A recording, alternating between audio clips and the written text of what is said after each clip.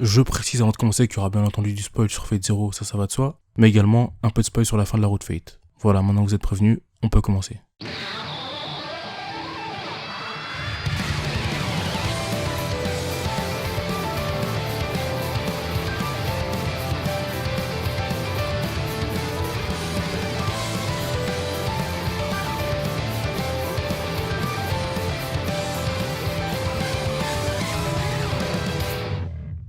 Bon, récemment, j'avais entièrement l'anime Fate Zero. Et comme c'est la première fois que je le voyais depuis que j'ai lu la route Evansfield, j'ai pu remarquer énormément de détails que j'avais pas vus lors de mes précédents visionnages. Du coup, on commence avec le numéro 1. Dans le premier épisode, on assiste à un échange entre les faux grands-parents de Waver. Martha explique à Glenn qu'il avait 3 coqs le matin dans la cour, ils étaient particulièrement bruyants, et le couple ne semble pas savoir d'où ces coqs proviennent. En fait, c'est Waver qui les a volés dans un poulailler afin qu'ils servent de sacrifice pour le rituel d'invocation de son servant. Ça commence à faire beaucoup de vol Waver. Si vous vous demandez pourquoi est-ce que Waver sacrifie des coqs pendant le rituel, c'est assez simple. Sans vouloir rentrer dans les détails puisque ce sera assez long à expliquer, c'est une méthode qui est fréquemment utilisée par les mages et qui leur permet de faire usage de magie sans puiser dans leurs propres ressources. Dans Fate Prototype par exemple, Ayaka hésite à utiliser ce genre de méthode et dans Fate Apocrypha, on peut voir que la famille de Milenia a adopté un chien dans le but de le sacrifier lors d'un rituel. Numéro 2, dans l'épisode 3, Aerith et Arturia se rendent au Japon en avion. Lors du contrôle du faux passeport d'Arturia, on remarque qu'elle est née le 21 septembre 1979. La 4ème guerre du Saint Graal se déroulant en début d'année 1994, Arturia prendra 15 ans cette année. C'est l'âge durant lequel sa croissance est stoppée de son vivant lorsqu'elle a retiré l'épée du rocher. Sur ce faux passeport, quant à elle, Aerith est née le 19 novembre 1967. Elle prendra donc officiellement 27 ans cette année, bien que son âge réel soit de 9 ans. Numéro 3, dans l'épisode 10 qui se déroule chronologiquement quelques jours avant le début de la guerre, Tokyomi donne à Rin son cadeau d'anniversaire anticipé. En sachant que Rin est née le 3 février et Sakura le 2 mars, on peut en déduire que Rin a 6 ans au début de la guerre, ce qui veut dire que Sakura a été vendue et a commencé à subir des viols à l'âge de 5 ans seulement. Numéro 4, dans le même épisode, Tokyomi explique à Rin qu'elle va devoir aller vivre chez les Senjo car la ville de Fuyuki n'est plus sûre en raison de la guerre du Saint Graal à venir. Rin, qui pense pouvoir être utile à son père, s'introduit dans son atelier. Là-bas, elle se fait littéralement agresser par un livre qui tente de l'absorber et son père doit intervenir pour la sauver. Bon, disons que c'est pas vraiment un détail caché, mais plutôt une référence au VN. À plusieurs reprises dans la route Fate, Rin se plaint de devoir retourner dans l'atelier de son père. Elle dit que cet endroit est toujours aussi bizarre et qu'elle aimerait en rester le plus éloigné possible. Et avec cette séquence, on comprend maintenant d'où venait sa réticence à l'idée de retourner dans cette pièce et on sait maintenant quelle sorte d'objet elle contient. Numéro 5, dans l'épisode 11, on découvre le noble fantasme de Ryder lors de son combat contre Assassin. On remarque qu'un des soldats présents à l'intérieur de sa dimension propre ressemble particulièrement à Waver. Et justement, lors d'une interview, Urobuchi a été interrogé à ce sujet. Est-ce que Waver, qui a juré fidélité à Alexandre, va rejoindre Ioinui Tarioi après sa mort, ou est-ce que ce sont seulement les personnes qui ont suivi Alexandre lorsqu'il était encore vivant qui peuvent le rejoindre? C'est une question importante à poser par rapport à l'immortalité de Waver. Et comme ça n'a pas été directement dit dans l'histoire, je ne peux pas en parler. Rire.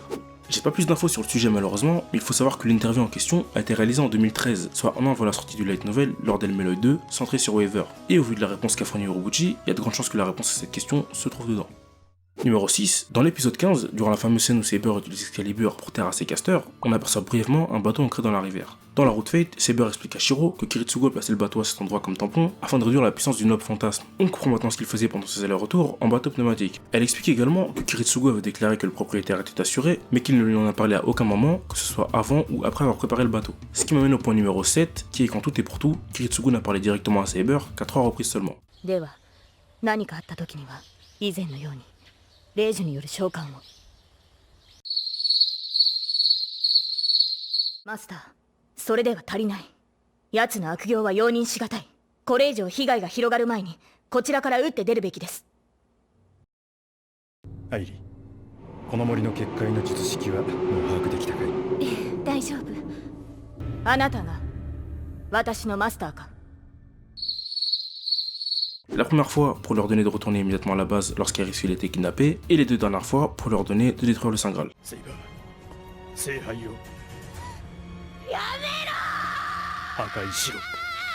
Numéro 8, dans l'épisode 18 qui porte sur l'enfance de Kiritsugu sur l'île Alimago, deux groupes interviennent pour mettre fin à l'épidémie de vampirisation, l'association des mages et les inquisiteurs de l'église. La personne que l'on aperçoit au premier plan lorsqu'on nous est présenté l'association des mages n'est autre que Cornelius Alba qui apparaît également dans Karana Kyokai.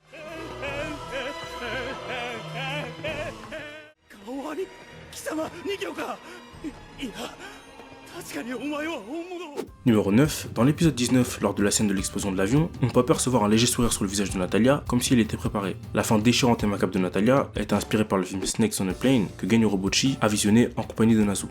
Numéro 10. Après l'enlèvement d'Aerisfield dans l'épisode 21, Kiritsugu se rend au manoir d'Emato. Il tombe sur un homme aux cheveux longs et bleus et le contraint à révéler ce qu'il sait en lui tirant une balle dans la main et dans le pied. Cette personne est en fait Byaku Yamato et il est le père biologique de Shinji. Il est terrorisé par la guerre et passe ses journées enfermé dans le manoir en état d'ébriété. Et pour ceux qui se demandent où se trouvait Shinji durant la 4ème guerre, il a volontairement été envoyé à l'étranger pour des études.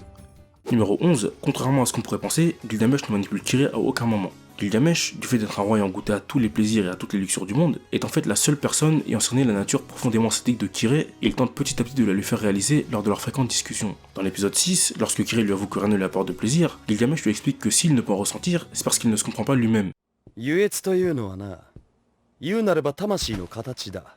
綺麗。お前は未だ己の魂のあり方が見えていない。優越を持ち合わせんなどと抜かすのは、要するにそういうことだ。Même chose dans l'épisode 17, où Kirei dit regretter la mort de son père, et Gilgamesh lui demande sur un ton ironique si ce qu'il regrette n'est pas plutôt de ne pas l'avoir tué lui-même, ce qui correspond à peu près au réel sentiment de Kirei à cet instant. 悔しいか。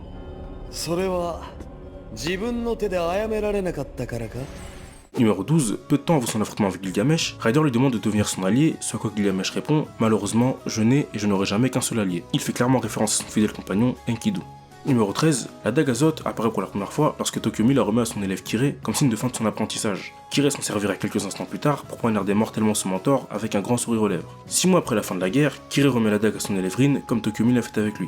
Ironie du sort, Rin donnera cette même dague à Shiro 10 ans plus tard et celui-ci s'en servira pour tuer Kirei lors de leur combat à la fin de la Road Fate.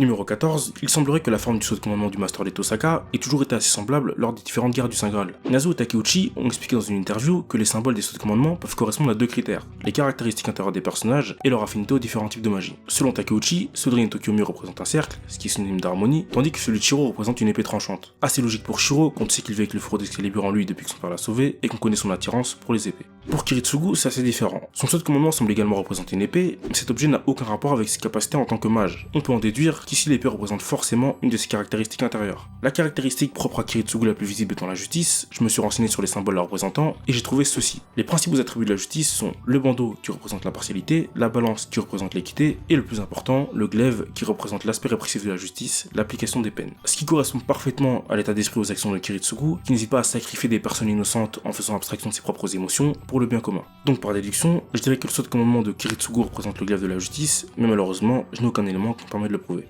15e et dernière info, Endbound Consultation Room est une série de 6 épisodes diffusés au Japon en parallèle de la saison 2 de Fate Zero. On y suit Eri et Taiga qui expliquent des détails liés à la guerre du Saint Graal et qui reçoivent des servants de la 4ème guerre sous forme d'interview. Le format est assez intéressant puisqu'il permet d'apporter des précisions sur certains personnages peu développés dans l'anime, comme Lancelot ou Hassan par exemple. Les épisodes durent en moyenne une dizaine de minutes, hormis le dernier qui en dure 29, et ils sont facilement trouvables sur YouTube.